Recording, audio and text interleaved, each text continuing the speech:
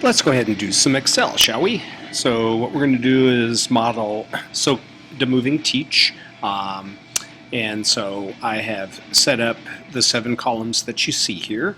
And one of the first things that we need to do is put in initial conditions. So at the beginning of the launch is at time 0, position 0, velocity and acceleration. But wait a minute. What I should really do is the acceleration at time 0. This is the beginning of the launch, so let's make it what it will be throughout, because we're going to assume constant acceleration. And so I am going to make the assumption it's shot at 45 degrees and has an acceleration in both the horizontal and vertical direction of 80 meters per second, which gives a total acceleration of, about 11 Gs, which is what I had calculated it to be. So those are initial conditions. The second thing that you need to do is to determine what time step. And the time step that makes the most sense for the launch is hundredths of seconds. So I am going to put in 0.01. And being lazy, I'm going to let Excel, I shouldn't do that, but hang on a second, I just blew it. Let me go back. Never mind. Let me put 0 back in there. And I'm going to highlight those 2 cells and then go to the bottom corner to the cursor changes and drag down for a while. And then what I need to do is copy down the acceleration in both the x and the y direction. And so this is my basic setup. And so what I can do at this point is start with the calculations. And so I am going to start with the velocity, and this is what we do when we're doing VPython. We use the acceleration information to update the velocity information. And so I put in the equation, which equations start with the equal sign. So equals initial velocity, which is the cell above, plus the acceleration, which is the cell beside, times time, but we don't want to click on the time column because that time changes, and we want the time interval to remain 0.01, so we type that in. And so I can copy that down. And then for first order approximation of position, that my final position is equal to my initial position, which is the cell above, plus the velocity, which again first order approximation is the cell right beside, times the time interval, and copy that down.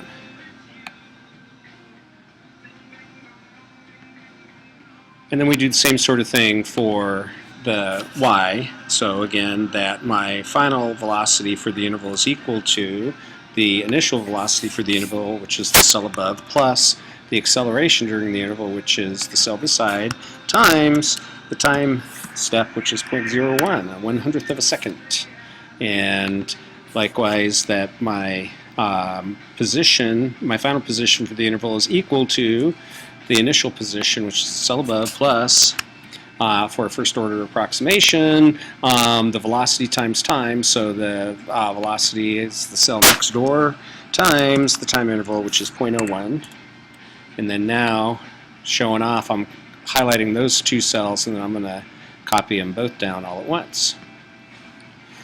Now, it's something that oftentimes I do overkill. I end up with more cells than I need. Then I use logic to go back and figure out where it was that this all took place, because it wasn't in the launcher for over 2 meters in both directions. In fact, it was slightly less than a meter.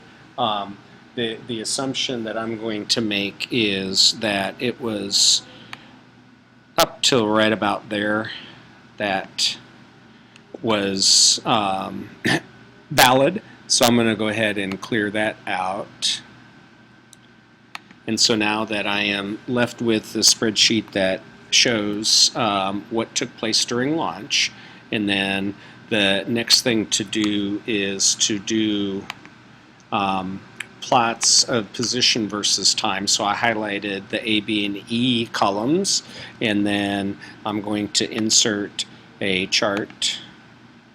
And the sort of chart that I want is a scatter chart. And I'm going to do a smooth marked scatter. And that is what I would expect to see. Now, of course, you don't see the X because this being 45 degrees, they're right on top of each other. And usually what you would want to do is come through here and do some editing on here to label the axes and label the entire graph. But I'll leave that to your devices. You would do the same thing for the velocity information, highlighting columns A, C, and F, and then inserting a chart and scatter, smooth scatter, and that's what I expect to see. So that's how you do it.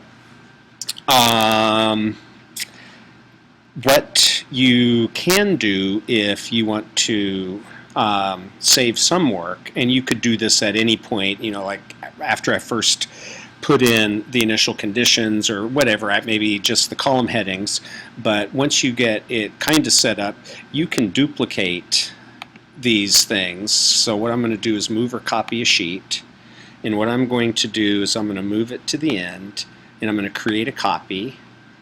And so I have a sheet 2 that's like that, and I'm going to do it again. And so that was edit, move or copy sheet, move to end, create copy, and there we go. And then what I'm going to do is come back to this first tab where it says sheet 1, and I'm going to double click on that and label it launch.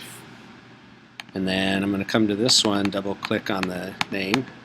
I'm going to try to, and call that flight. And for this one, I'm going to call it landing. Now, the launch is all set. You know, I've got my various things going on here. I've got a couple of graphs, and I've got the whole spreadsheet thing going. For the flight, I don't have the same sort of information, and so, or I guess I should say that I've just copied the information from the launch, so I need to change things. And so the first thing I'm going to change is the time step. I'm going to make it 1/10 of a second. And so we drag this down. And then my initial position is certainly equal to 0, but my initial velocity is not 0. So let's take a look at what it was. My initial velocity is whatever the final velocity was from the launch. I hope that makes sense to you, that the final of the launch is the initial of the flight, and so they are both 12 since this is a 45-degree angle. So I am going to put 12 here as the initial velocity, and same for y.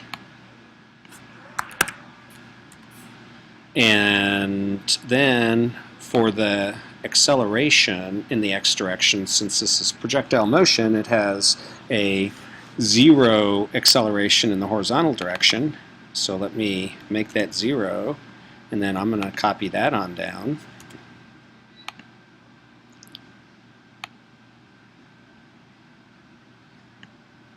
And my acceleration in the y direction is downward, so it's a negative, and it's 9.8. So I'm going to copy that down.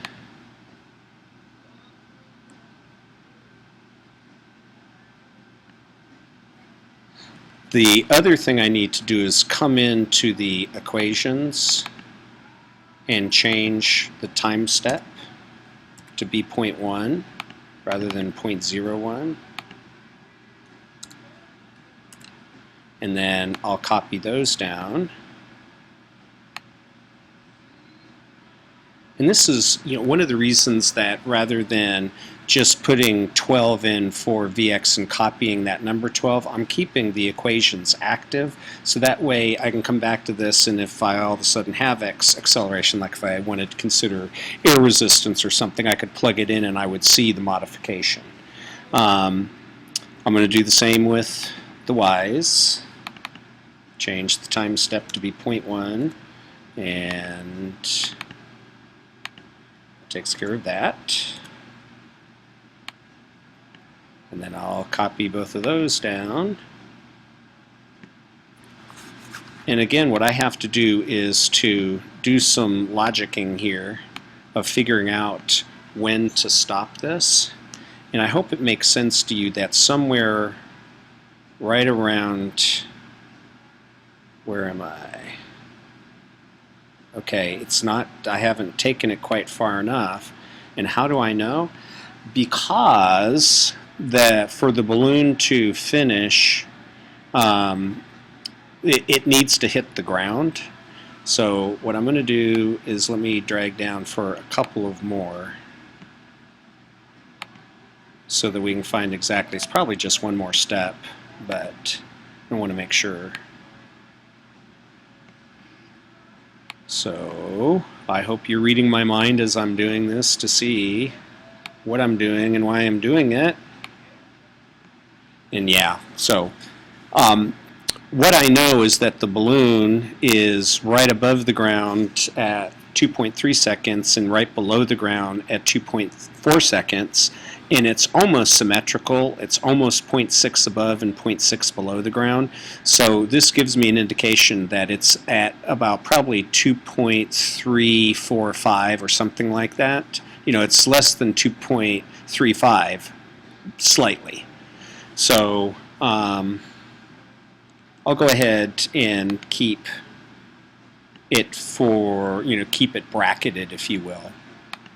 So I'll go ahead and clear that out.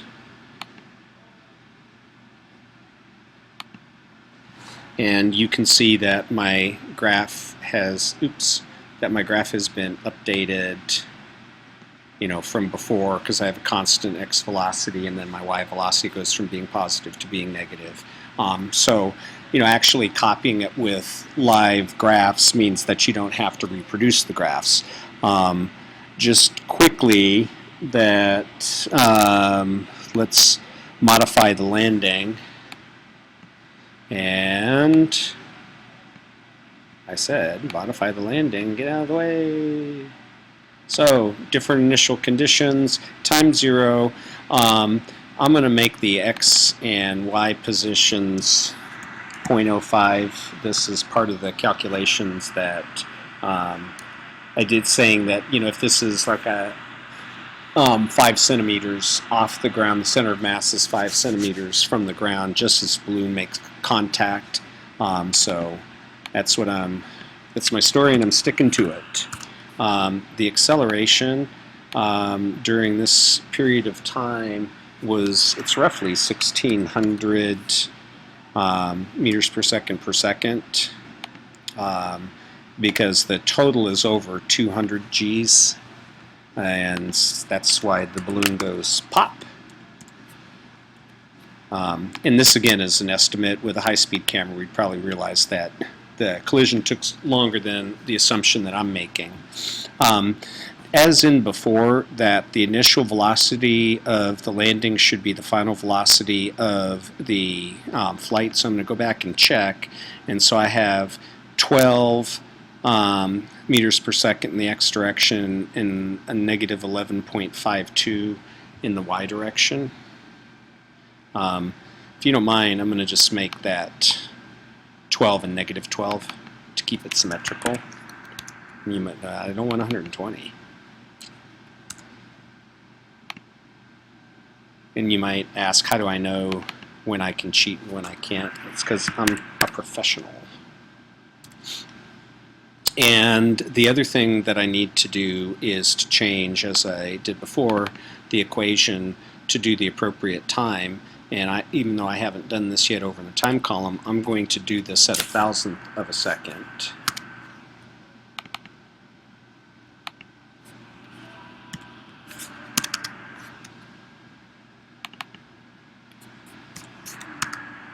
And again, that's having done this before.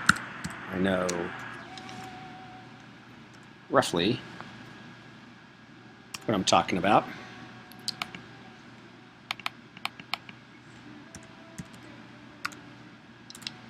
So I need to set up my time. And then now I've set up the equations with the appropriate time, so I'll copy those down. And same in the y direction. And using the y as the measure is a good idea. And what I can tell is that I haven't gone far enough because it's not on the ground yet. So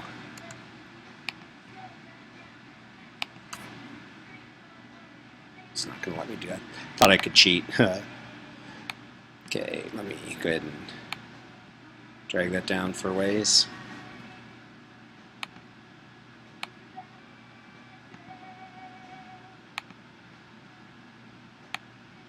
And same for the accelerations.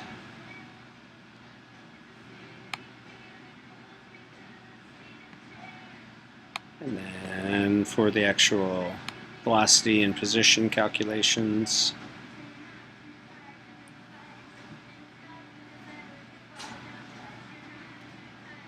And I'm going to pause.